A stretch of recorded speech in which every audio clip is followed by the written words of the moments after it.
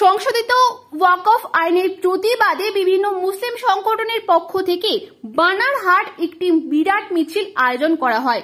বানারহাট ব্লকের বিভিন্ন চা বাগানের ইসলাম ধর্মাবলম্বী সাধারণ মানুষের এতে অংশ নেয়। সংশোধিত ওয়াকফ আইন প্রত্যাহারের দাবিতে হওয়া এই মিছিলে প্রায় 10,000 মানুষ এতে অংশ নেয় বলে আয়োজকরা জানিয়েছেন।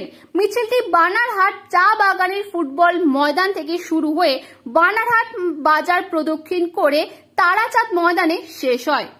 আজকে যে বানারহাটে ওয়াকফ বিলের প্রতিবাদে যে একটা বড় মিছিল বেরোলো, এখানে প্রায় কত সংখ্যক মানুষ উপস্থিত ছিলেন এবং কোন কোন এলাকা থেকে এখানে এসেছিলেন মানুষ? এখানে আমাদের সমস্ত ডুয়ার্সের আমাদের বানারহাট ব্লকের সমস্ত এরিয়া থেকে এসেছে এবং আমাদের এক্সপেকটেশন ছিল 3,000, কিন্তু 7,000-এর মতন লোক হয়ে গেছে। আচ্ছা, আপনাদের দাবি কি?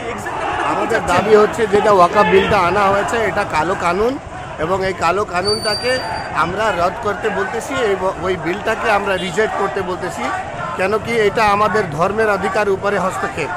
তাই আমরা এই যে অসাংবিধানিক বিল আছে, এই অসাংবিধানিক বিলকে আমরা খারিজ করার অনুরোধ করতেছি। আপনারা কি টোটাল ওয়াকফ যে অ্যামেন্ডমেন্ট হয়েছে সেটাকে মানে রিজেক্ট করে পুরনো যে ওয়াকফ অ্যাক্ট ছিল সেটাকে চাচ্ছেন? 100%। ওই আমাদের যে ওয়াকফ সম্পত্তিটা টোটালি আমাদের দান করা সম্পত্তিতে সরকারের কোনোদিন হস্তক্ষেপ হতে পারে না। আমরা চাইছি এই পুরো বিলটাকেই বাতিল করা হোক।